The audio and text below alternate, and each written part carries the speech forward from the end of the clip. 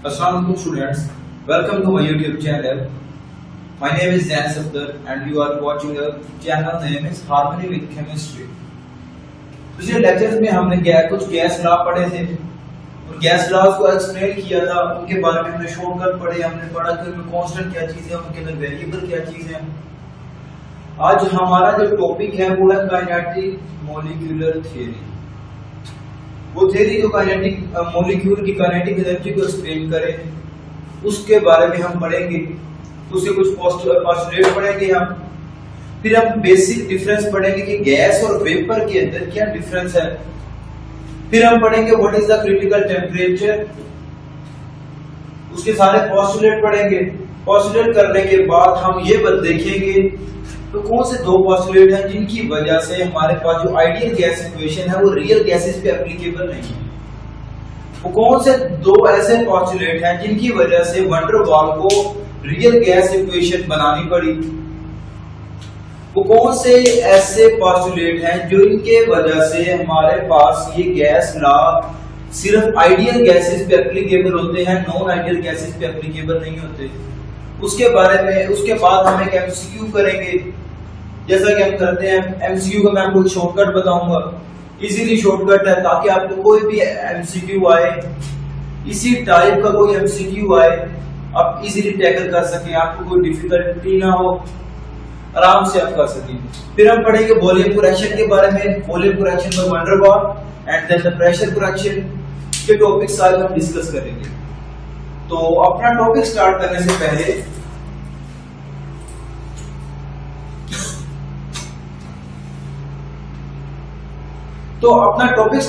से पहले मैं आप लोगों को ये बताना चाहता हूं कि पिछले कुछ दिनों में माजरत है आप लोगों से कि पिछले कुछ दिनों में मैं सही तरह वीडियो अपलोड नहीं कर सका, कुछ काम से मैं बिजी था थोड़ा बहुत, लेकिन इंशाल्लाह अब से नेक्स्ट ऑनवर्ड सब लेक्चर्स एक रूटीन के साथ अपलोड होंगे।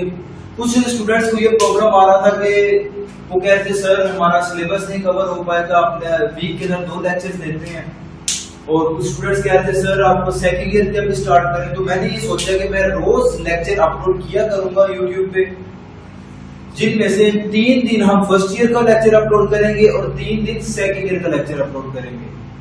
जो 3 दिन कौन कौन से, सोमवार, बुध और जुम्मे को, मतलब मंडे, वेडनेसडे एंड फ्राइडे को हम फर्स्ट ईयर के लेक्चर अपलोड करेंगे, जबकि ट्यूसडे, थर्सडे एंड सैटरडे जो 3 दिन में सेकंड ईयर के लेक्चर्स अपलोड करूंगा।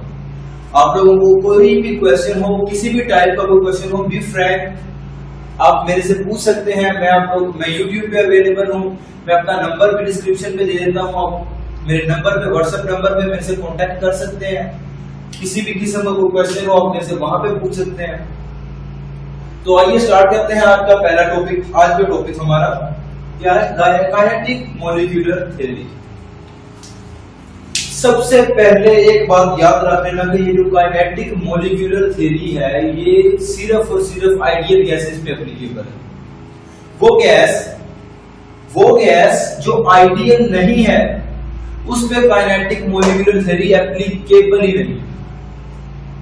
कोई आप लोगों को ले आए कि नॉन आइडियल गैस है, वो आप लोगों को ले आए दिखाए भाई आप लोग ये जो बता रहे हैं ये तो गलत है, इस पे मुझे अप्लाई करके दिखाओ, तो आप उसको सिर्फ एक आंसर देते भाई मेरे ये एप्लीकेबल ही आइडियल गैसेस पे है, नॉन आइडियल गैसेस पे एप्लीकेबल नहीं है। और दूसरी बात जो हम पढ़ेंगे वो ये है कि हमारे पास इक्वेशन है, ये एक्सप्लेन करती है, जो काइनेटिक मॉलिक्यूलर थ्योरी है ये हमें एक्सप्लेन करती है गैस लॉज को। जो पीछे हमने 4 गैस लॉ पढ़े, Boyle's law, Charles law, Avogadro's law and the Graham's law, जो 4 लॉ हमने पढ़े उन 4 गैसेस को ये इक्वेशन एक्सप्लेन करती है। 2 डिफरेंसेस बताए मैंने आपको, ये गैस सिर्फ और सिर्फ आइडियल गैसेस पे एप्लीकेबल है, ये थ्योरी सिर्फ और सिर्फ आइडियल गैसेस पे एप्लीकेबल है, और ये हमारे पास गैसेस लॉ को एक्सप्लेन करती है। गैसेस लॉ को तो एक्सप्लेन करती है। अच्छा, बहुत बच्चों को मसला आता है कि what is the difference between gas and vapour. Topic start करने से पहले मैं आप लोगों को कुछ बेसिक्स बता रहा हूं ताकि वो बेसिक आपको पता हो, आप इजीली टॉपिक जो आगे मैं जो भी बात, अगर मैं कोई मुश्किल लफ्ज भी बोल लूं तो उसकी बेस आप लोगों को तो पहले ही हो और आप इजीली टैकल कर सकें। बेस ये है कि व्हाट इज द गैस। बात तो हम कब से, पिछले कितने लेक्चर से मैं आपसे एक ही बात कर रहा हूँ, गैस लॉ के बारे में, गैस कि ये लॉ है, ये ग्रिगोयर लॉ है, मैं सब यही कह रहा हूँ गैसेस के एप्लीकेबल है। तो गैस होती क्या है पहले ये बताएं। गैस हम उसको कहते हैं the substance which have higher critical temperature. वो substance have higher than critical temperature. जो क्रिटिकल टेम्परेचर से ज्यादा जिसका टेम्परेचर हो वो चीज हमारे पास गैस है। क्रिटिकल टेम्परेचर से ज्यादा जो चीज सब्सटेंस टेम्परेचर कंटेन करे उस चीज को हम गैस कहेंगे। अच्छा, ये तो हो गई गैस। अब what is the difference between gas and vapour. Vapour क्या चीज है? वेपर हमारे पास अगर क्रिटिकल टेम्परेचर से लोअर टेम्परेचर हो तो हम उसे वेपर कह देंगे। गैस अगर क्रिटिकल टेम्परेचर से ज्यादा टेम्परेचर हो तो उसे हम कहेंगे गैस। अगर क्रिटिकल टेम्परेचर से कम टेम्परेचर हो तो उसे हम कहेंगे वेपर। अच्छा, हम क्रिटिकल टेम्परेचर तो बोली यार, क्रिटिकल टेम्परेचर है क्या चीज? The temperature at which substance can exist as liquid. वो ज्यादा से ज्यादा टेम्परेचर, वो ज्यादा से ज्यादा टेम्परेचर जिस पे कोई भी चीज लिक्विड रह सके। इस लाइन का ये मतलब है। क्रिटिकल टेम्परेचर क्या है? वो टेम्परेचर, वो हाईएस्ट टेम्परेचर जिस पे कोई भी चीज लिक्विड रहे। अगर आप उस टेम्परेचर से 1 डिग्री भी आगे करें तो वो वेपर में कन्वर्ट हो जाए, वो गैस में कन्वर्ट हो जाए, उसको हम कहेंगे क्रिटिकल टेम्परेचर। क्रिटिकल टेम्परेचर हमारे पास एक बॉर्डर लाइन है। क्रिटिकल टेम्परेचर हमारे पास एक बेस लाइन है, एक हमारे पास आइडियल लाइन है, जो एक पैरामीटर है हमारा। वो टेम्परेचर कि अगर उससे हम थोड़ा सा भी टेम्परेचर ज्यादा करें तो वो चीज गैस बन जाए, और अगर उससे कम टेम्परेचर हो या तो चीज फिर वेपर हो सकती है, या लिक्विड हो सकती है, या सॉलिड हो सकती है। लेकिन याद रखना, अगर क्रिटिकल टेम्परेचर से ज्यादा टेम्परेचर नहीं होगा तो कोई भी चीज गैस नहीं होगी। आई थिंक सो आप लोगों को समझ आ गई होगी व्हाट इज द गैस। हम कब से पढ़ी जा रहे हैं gas gas gas, what is the gas. तो आप आई थिंक सो अगर आपसे आपको पूछे कि what is the gas, so what is the gas, आप एक्सप्लेन कर सकते हो। The substance that have more higher than the critical temperature is known as the gas, and the substance that have temperature lower than the vapor, critical temperature is known as vapor. And the critical temperature, the highest temperature at which the substance can exist as liquid. ये 3 basics मैंने आपको बताई हैं अभी हमने अपना असल topic start नहीं किया, तो ये बेसिक बात मैंने आपको बता दी। अब हम बात करते हैं what is the kinetic molecular theory. उसके कुछ पोस्टुलेट्स हैं, हम वो पोस्टुलेट पढ़ेंगे। फिर हम पढ़ेंगे कि पोस्टुलेट की वजह से जो डेविएट करते थे तो वंडर वाल ने हमारे पास नहीं उनकी करेक्शन की, प्रेशर करेक्शन और वॉल्यूम करेक्शन, उनके बारे में हम पढ़ते हैं। तो स्टार्ट करते हैं हम अपने पोस्टुलेट के बारे में। पहला पोस्टुलेट क्या है? Gas molecule are tiny. Gas molecule are tiny. Tiny का मतलब होता है स्मॉल। पहला पोस्टुलेट है कि गैस मॉलिक्यूल जो है ये हमारे पास क्या है? स्मॉल है। बहुत छोटे छोटे मॉलिक्यूल होते हैं gas molecule. Gas molecule are tiny. दूसरा पोस्टुलेट क्या है? Elastic collision between molecule.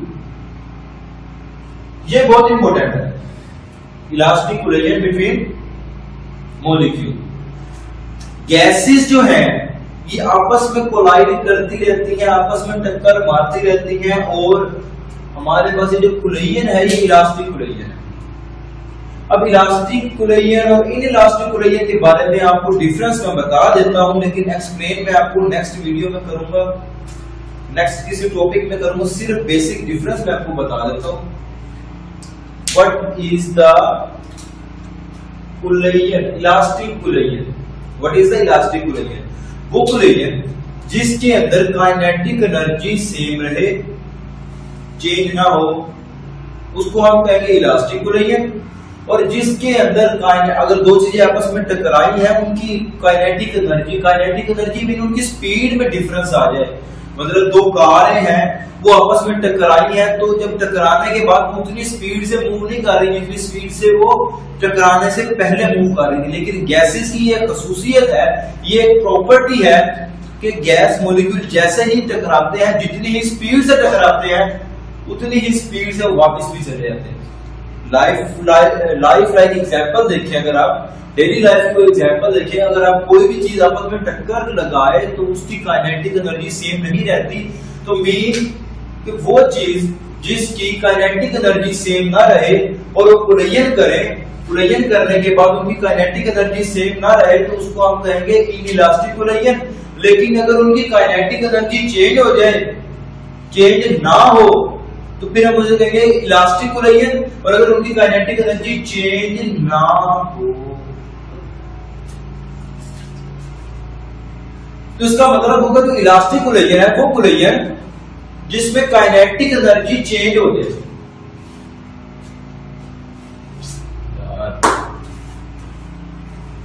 तो इसका मतलब यह है कि इलास्टिक कुलेयन वो कुलेयन है जिसके अंदर काइनेटिक एनर्जी चेंज ना हो।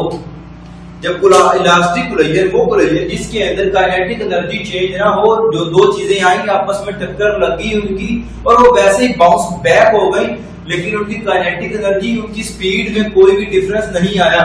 लेकिन इनइलास्टिक कुलेयन वो कुलेयन जिसके अंदर दो बॉडीज आपस में टकराई, आपस में टकराने के बाद उनकी स्पीड स्लो हो गई, उस कुलेयन को हम कहेंगे इनइलास्टिक कुलेयन। इनइलास्टिक कुलेयन के अंदर हमारे पास काइनेटिक एनर्जी कम होगी, जबकि इलास्टिक कुलेयन के अंदर नहीं होगी। गैसेस की ये प्रॉपर्टी है कि वो छोटे साइज के होते हैं, गैस मॉलिक्यूल्स छोटे साइज के होते हैं, वो आपस में टक्कर लगाते हैं। जब टक्कर उनकी होती है आपस में, तो उतनी ही स्पीड से, जितनी स्पीड से आ रहे थे उतनी स्पीड से वापस चले जाते हैं, उनकी स्पीड में चेंज नहीं आती। ये है हमारे पास दूसरे पोस्टुलेट का मतलब। अब हम बात करते हैं तीसरे पोस्टुलेट के बारे में, रैंडम मोशन। गैस मॉलिक्यूल एक कंटेनर के अंदर गैस हो, तो गैस की कभी भी सिमेट्रिकल कुलेयन नहीं होगी। उनकी जो मोशन है वो कभी भी एक सिमेट्री के अंदर नहीं होगी। कोई गैस मॉलिक्यूल यहां से आ रहा है, कोई यहां से आ रहा है, कोई सीधा जा रहा है, कोई बैकवर्ड आ रहा है, उनकी कोई सिमेट्री नहीं है, रैंडम मोशन है। और ये जो इनकी रैंडम मोशन है, इसी रैंडम मोशन की वजह से ही प्रेशर एक्सर्ट होता है। एक मॉलिक्यूल इधर से जाके कंटेनर के साथ कोलाइड होता है, कंटेनर के साथ कोलाइड होने के बाद वो वापस आता है, लेकिन कंटेनर की जो वॉल है उसके ऊपर प्रेशर एक्सर्ट रहता है। क्यों? जब वो एक मॉलिक्यूल वापस आया तो एक दूसरा मॉलिक्यूल जाके कंटेनर की दीवार के साथ बजेगा, कोई ऊपर से आ रहा है, कोई नीचे से आ रहा है। रैंडम मोशन है और कहीं से भी अगर कोई मॉलिक्यूल टक्कर लगा सकता है किसी भी कंटेनर के साथ। तो प्रेशर जो एक्सर्ट होता है वो रैंडम मोशन की वजह से होता है गैसेस की। ये देखें इधर ये लिखा gas random motion, gas molecule with themselves, gas molecule collide with themselves. Collide यहां पे लिख रहे हैं आप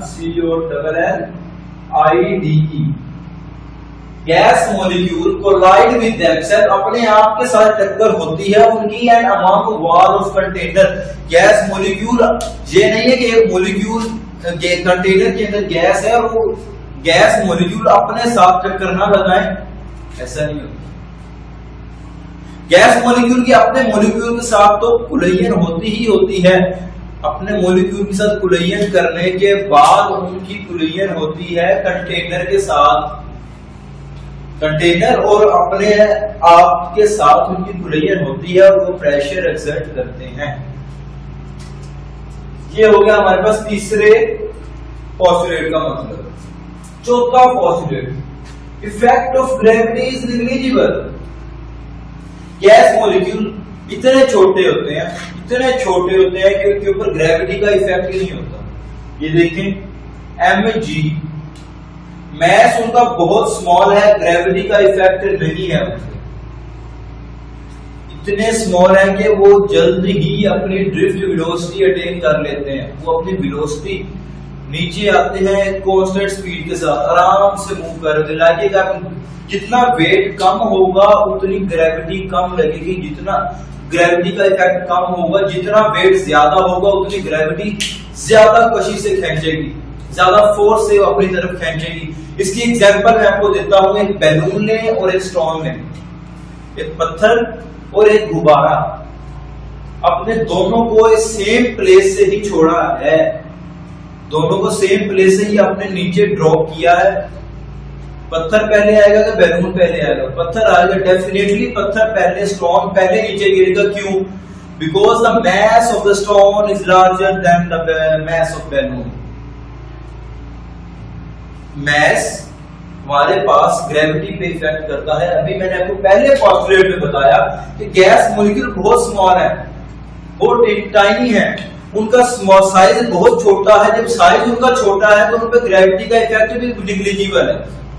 जब वो नीचे आ रहे हैं आराम से अपनी स्पीड से जल्द ही ड्रिफ्ट वेलोसिटी अटेन कर लेंगे। ड्रिफ्ट वेलोसिटी का कंसेप्ट फिजिक्स चैप्टर नंबर 6 के अंदर मौजूद है।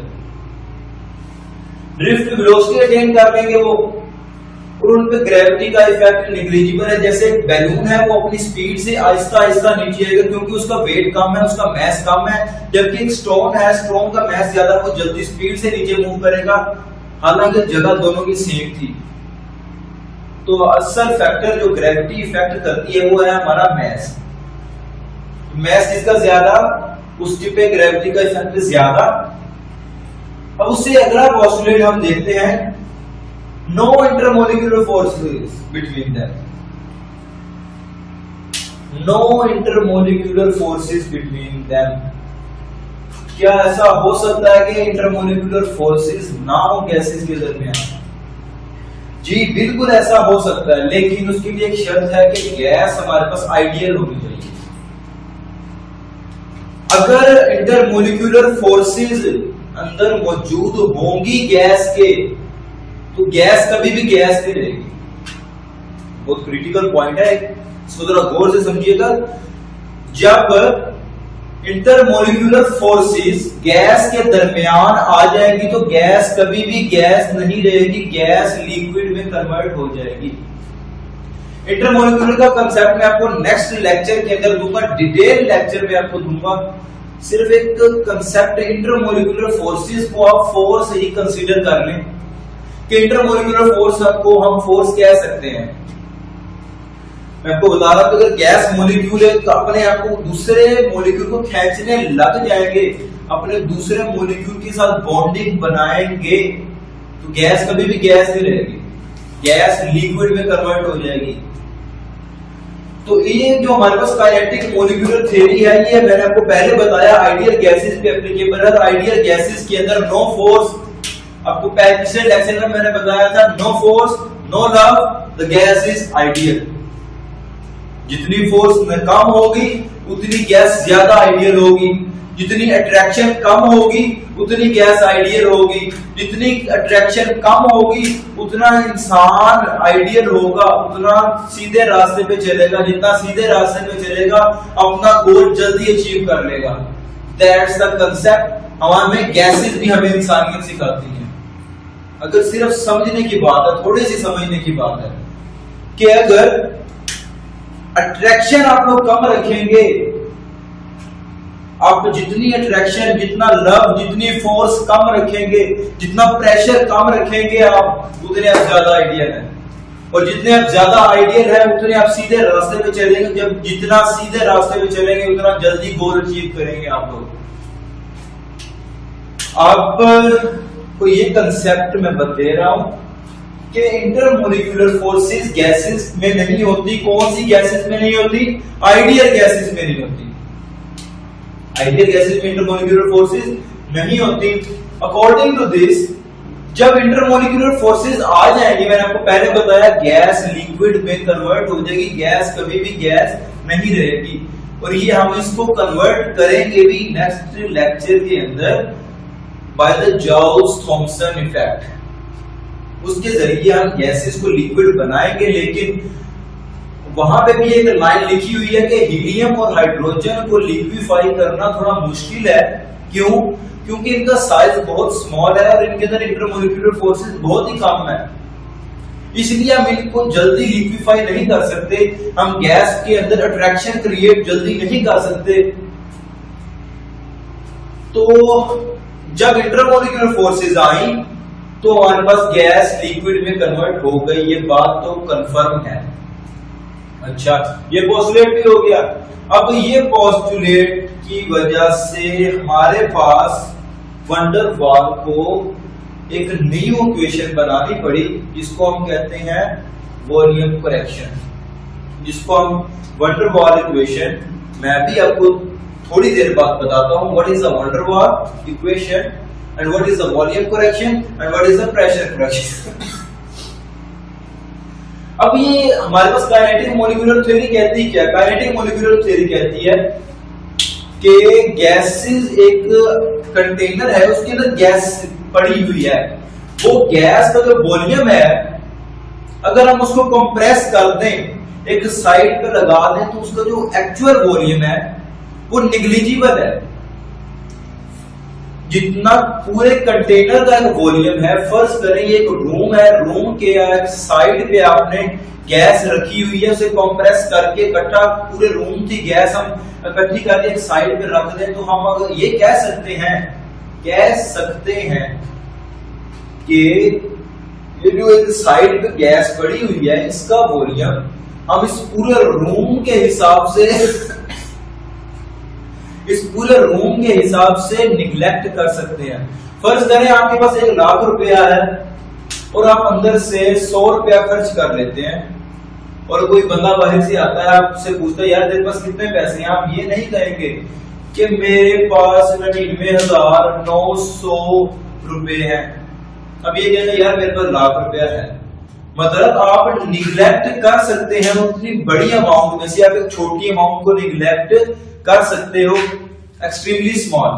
तो हमारे पास काइनेटिक मॉलिक्यूलर थ्योरी ने हमें यही बताया कि जो actual volume of gas is negligible as compare to the total volume occupied. जितना वॉल्यूम उसने ऑक्युपाई किया है, वो वॉल्यूम हम निगलेक्ट कर सकते हैं जितना उसका एक्चुअल वॉल्यूम है। मतलब सादा अल्फाज में मैं आपको बताऊं तो एक्चुअल वॉल्यूम ऑफ गैस बहुत छोटा होता है, जबकि जो उसने ऑक्युपाई किया होता है वो बहुत ज्यादा वॉल्यूम होता है। अब इसकी वजह क्या है? इसकी वजह मैंने आपको पहले भी बताई थी, मैं फिर बताता हूं कि एक गैस मॉलिक्यूल दूसरे मॉलिक्यूल से अपने साइज के, अपने डायामीटर के 300 टाइम दूरी पे मौजूद होता है। ये देखें, फर्ज करें ये गैस का मॉलिक्यूल है, ये अपने डायामीटर हम दरमियान से लेते हैं किसी भी चीज के, अगर हमारे पास दूसरा वॉल्यूम होगा तो वो दूसरा मॉलिक्यूल होगा तो इतना दूर होगा कि दोनों के दरमियान जो डिस्टेंस है 300 टाइम हो। इसके डायामीटर से ये 300 टाइम दूरी पे हमारे पास दूसरा मॉलिक्यूल पड़ा होगा। इतना दूर एक मॉलिक्यूल पड़ा है, आप उसको अगर उसके करीब लेकर आए तो वो गैस जो पीछे वॉल्यूम बच जाएगा, हम उसको कह सकते हैं कि वो बहुत ज्यादा वॉल्यूम है। ये इसका मतलब था कि हम इसके वॉल्यूम को निगलेक्ट कर सकते हैं जितना पूरे वेसल का वॉल्यूम है। उसके बाद अगला पोस्टुलेट हम पढ़ते हैं। अगला पोस्टुलेट क्या है? Kinetic energy is directly proportional to the absolute temperature. Absolute temperature. What is the absolute temperature? The temperature that we have on a Kelvin scale. जो केल्विन स्केल पे हमारे पास टेम्परेचर होगा उसको हम एब्सोल्यूट टेम्परेचर कहते हैं। एब्सोल्यूट टेम्परेचर हमारे पास Charles law के अंदर भी आपको मैंने क्लियरली बताया था। चार्ल्स लॉ भी हमारे पास सिर्फ और सिर्फ केल्विन स्केल मतलब एब्सोल्यूट टेम्परेचर पे ही एप्लीकेबल था। तो यहां पे हमने देखा है कि kinetic energy is directly proportional to the temperature. Simple temperature नहीं लिखना आपने कभी भी, जब भी लिखना है हमेशा एब्सोल्यूट टेम्परेचर लिखना है। Kinetic energy is directly proportional to the absolute temperature. अब इस पोस्टुलेट का मतलब क्या है, वो मतलब मैं आपको समझाता हूं कि अगर आप टेम्परेचर बढ़ाएंगे तो गैस की काइनेटिक एनर्जी बढ़ेगी। Temperature is a kind of energy. Temperature क्या है, एनर्जी की ही एक काइंड है। अगर आप टेम्परेचर इंक्रीज करेंगे, आप एनर्जी दे रहे हैं मॉलिक्यूल को, जब आप उसे एनर्जी दे रहे हो, एनर्जी दे रहे हो तो उसकी स्पीड बढ़ेगी। जब उसकी स्पीड बढ़ेगी, उसकी काइनेटिक एनर्जी बढ़ेगी। तो मतलब आप जितना टेम्परेचर बढ़ा रहे हो, मतलब उतनी आप एनर्जी बढ़ा रहे हो। जितना आप टेम्परेचर बढ़ा रहे हो उतनी आप एनर्जी बढ़ा रहे हो, और जितनी आप एनर्जी बढ़ा रहे हो उतनी उसकी स्पीड बढ़ रही है। जितनी उसकी स्पीड बढ़ी उतना उसका काइनेटिक एनर्जी इंक्रीज हो रही है। मतलब kinetic energy is directly proportional to the temperature. Temperature बढ़ाओगे काइनेटिक एनर्जी बढ़ेगी, उसकी स्पीड बढ़ेगी। टेम्परेचर कम करोगे काइनेटिक एनर्जी कम हो जाएगी। That's a simple rule that we have to discuss. तो यही बताया कि टेम्परेचर जो है ना, ये सिंपल टेम्परेचर नहीं लिखना, आपने हमेशा कौन सा लिखना है, एब्सोल्यूट टेम्परेचर। एब्सोल्यूट टेम्परेचर में हमारे पास अगर सिंपल टेम्परेचर हमें दिया हो, हमने उसको एब्सोल्यूट टेम्परेचर में कन्वर्ट करना हो तो हमें क्या करना पड़ेगा, सिंपल जो भी टेम्परेचर, फर्ज करें आपको 30 डिग्री दिया है, 30 डिग्री सेंटीग्रेड, आप उसके अंदर 273 ऐड कर दो, तो आपके पास जो आंसर आएगा वो आपके पास आएगा एब्सोल्यूट टेम्परेचर। समझ आई? Kinetic energy directly proportional to the absolute temperature. Absolute temperature हमारे पास केल्विन स्केल में होता है, और काइनेटिक जो हमारे पास एब्सोल्यूट टेम्परेचर है उसको हम निकालते कैसे हैं, हमें अगर सेंटीग्रेड के अंदर टेम्परेचर दिया हो, सिंपल टेम्परेचर दिया हो, हम उसके अंदर 273 273 को ऐड कर दें तो हमारे पास जो टेम्परेचर आएगा उसे हम कहेंगे एब्सोल्यूट टेम्परेचर। यहां तक उम्मीद है आप सबको समझ आ गई होगी। अगर फिर भी कोई क्वेश्चन हो आप मेरे से कमेंट बॉक्स में पूछ सकते हैं। आप मेरे से डिस्क्रिप्शन में मेरा नंबर दिया है, मेरे नंबर पे कांटेक्ट कर सकते हैं, कोई मसला नहीं है। तो अब ये जो हमारे पास हमने शॉर्टकट से ही लिखा है, तो हम इसको एक एमसीक्यू करते हैं। इसी लॉ की बेस पे, इसी पोस्टुलेट की बेस पे हम एक न्यूमेरिकल करते हैं। न्यूमेरिकल क्या है, एक एमसीक्यू क्या है, when we increase temperature from 27 degree centigrade to 927 degree centigrade, मतलब 27 डिग्री सेंटीग्रेड से हमने 927 डिग्री सेंटीग्रेड किसी भी गैस का टेम्परेचर इंक्रीज किया, गैस का टेम्परेचर इंक्रीज किया, then kinetic energy of gas increase how much time. और हमें कह रहा है कि हमें पहले टेम्परेचर दिया है और हमें कह रहा है कि जो उसकी काइनेटिक एनर्जी है वो कितने टाइम इंक्रीज हुई है। हमें बताया टेम्परेचर दिया है और हमें बताया कि उसकी काइनेटिक एनर्जी, हमें तो ये तो पता है कि काइनेटिक एनर्जी अगर हम टेम्परेचर इंक्रीज करेंगे काइनेटिक एनर्जी इंक्रीज होगी। हमें ये तो पता लग गया आपकी काइनेटिक एनर्जी इंक्रीज होनी ही होनी है, तो कितने टाइम इंक्रीज होनी है ये पता करवाना है आप। तो इसके लिए हमारे पास एक शॉर्टकट है, आराम से, जैसे मैं पहले लेक्चर्स में आपको देता हूं शॉर्टकट, ये भी एक शॉर्टकट है आपके कोई भी एमसीक्यू कंपेयरिंग टाइम के रिलेटेड, कोई भी एमसीक्यू आपको आ जाए इस टॉपिक के रिलेटेड, ये एक शॉर्टकट लगाएं, जवाब आपके पास होगा। शॉर्टकट क्या है, what is comparing time. Comparing time यार वो होता है कि उसने आपसे जितना पूछा है ना, कंपेयरिंग टाइम, कंपेयरिंग टाइम होता है कितने टाइम ज्यादा है या कितनी टाइम कम है, उस टाइम को हम कहते हैं, टाइम मतलब वक्त की बात नहीं कर रहा, कितने गुना, टाइम मतलब कितने गुना ज्यादा है या कितने गुना कम है, उसको हम कहेंगे कंपेयरिंग टाइम। तीसरा उसने पूछा हाउ मच टाइम, कितने गुना हमारे पास काइनेटिक एनर्जी इंक्रीज हुई। हमने 27 डिग्री सेंटीग्रेड से 927 डिग्री सेंटीग्रेड तक किया टेम्परेचर, तो कितने गुना हमारे पास काइनेटिक एनर्जी इंक्रीज हुई, कितने टाइम इंक्रीज हुई, ये क्वेश्चन है। और अब हमें पता है कि 27 डिग्री सेंटीग्रेड और 927 डिग्री सेंटीग्रेड से हमारा क्वेश्चन सॉल्व नहीं होने वाला, आंसर गलत ही आएगा। तो हमने हमारा सबसे पहले गोल क्या है कि इस 27 डिग्री सेंटीग्रेड को हमने एब्सोल्यूट टेम्परेचर में कन्वर्ट करना है, और ये एब्सोल्यूट टेम्परेचर T1 मैंने क्या दिया 27 डिग्री सेंटीग्रेड 273 अंदर ऐड कर रहे, मैंने आपको पहले बताया, तो आंसर है हमारे पास 300 केल्विन। टेम्परेचर 2 927 के अंदर हमने 273 ऐड किया, जवाब आया हमारे पास 1200। अब इन दोनों वैल्यूज को हम पहले जो शॉर्टकट है ये देख लें, comparing time is equal to large value over small value. Large value कौन सी है, इन दोनों में देख लेना, जिसकी वैल्यू या जिसका आंसर लार्ज आएगा वो है हमारे पास लार्ज वैल्यू, और जिसका आंसर कम आएगा वो है हमारे पास स्मॉल वैल्यू। ये हमारे पास स्मॉल वैल्यू है, नीचे वाली हमारे पास लार्ज वैल्यू है।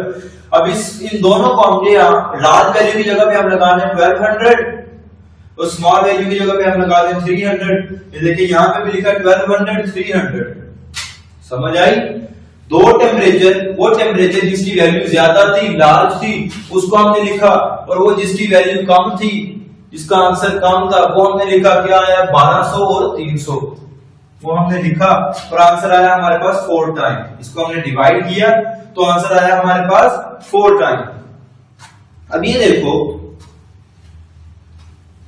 27 डिग्री सेंटीग्रेड से 927 डिग्री सेंटीग्रेड किया हमने। अगर हम सेल्सियस में डिफरेंस देखें तो बहुत ज्यादा है। सेल्सियस में एब्सोल्यूट टेम्परेचर क्यों कहा था मैंने आपको, ताकि हमारे पास गलत ना हो आंसर। हमेशा हमेशा उसे केल्विन में कन्वर्ट करोगे तो ही आपके पास आंसर सही आएगा। अगर केल्विन में कन्वर्ट नहीं करते, सेंटीग्रेड में या फ़ारेनहाइट में टेम्परेचर रहेगा, आपका आंसर कभी नहीं सही आएगा। सबसे पहले आपने उसको कन्वर्ट करना है, 27 डिग्री सेंटीग्रेड दिया था उसको आपने कन्वर्ट किया केल्विन में, जो कि 300 डिग्री सेंटीग्रेड है। उसको कन्वर्ट करने के बाद केल्विन में एब्सोल्यूट टेम्परेचर में कन्वर्ट करने के बाद उसको आप डिवाइड करो लार्ज वैल्यू और स्मॉल वैल्यू। ये आंसर जो आप इनको डिवाइड करोगे, जो आंसर आएगा हमारे पास 4 टाइम, यही आंसर है और कुछ भी नहीं है। सारे टॉपिक को मैं आपको एक दफा फिर रिवाइज कर देता हूं। पहले हमने बताया कि काइनेटिक मॉलिक्यूलर थ्योरी सिर्फ और सिर्फ आइडियल गैसेस पे एप्लीकेबल है, गैसेस पे एप्लीकेबल है, वो भी जो आइडियल हो। फिर मैंने आपको बताया कि ये जो गैसेस है ये हमारे पास सिर्फ, ये जो थ्योरी है हमारे पास सिर्फ गैस लॉ को एक्सप्लेन करती है। फिर मैंने आपको डिफरेंस बताया, what is the gas, what is the vapour, what is the critical temperature. फिर मैंने आपको कुछ उसके पोस्टुलेट बताया, पोस्टुलेट एक्सप्लेन किए, ग्रेविटी का इफेक्ट बताया, मैंने आपको वॉल्यूम का इफेक्ट बताया, वॉल्यूम नेग्लिजिबल है ये नहीं है ये मैंने आपको बताया।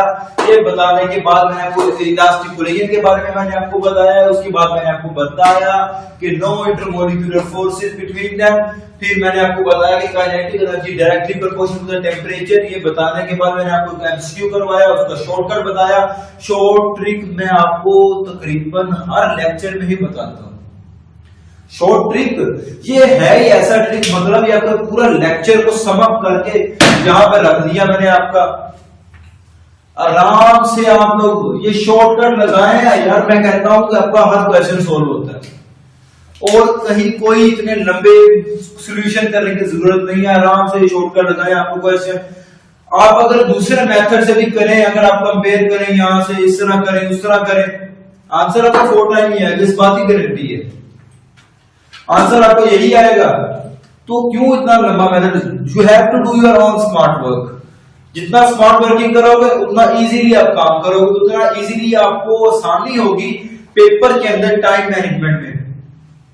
कोई भी एप्टीट्यूड टेस्ट हो, एफएससी लेवल के आपके कोई एमसीक्यू का टाइम होता है, आपके पास शॉर्ट टाइम है, आप नहीं कर सकते, आप इजीली लगाएं, आंसर गया। मिनट से पहले आंसर आएगा आपके पास। ये करने के आज तक के लिए तो इतना ही काफी है। जो वंडर वाल इक्वेशन है ये हम पढ़ेंगे नेक्स्ट लेक्चर के अंदर। नेक्स्ट लेक्चर के अंदर मैं आपको एक्सप्लेन करूंगा व्हाट इज द वंडर वाल इक्वेशन, और मैं आपको ये भी बताऊंगा कि उसके वॉल्यूम करेक्शन के बारे में, प्रेशर करेक्शन के बारे में, और इंशाल्लाह आपके सारे कांसेप्ट क्लियर होंगे।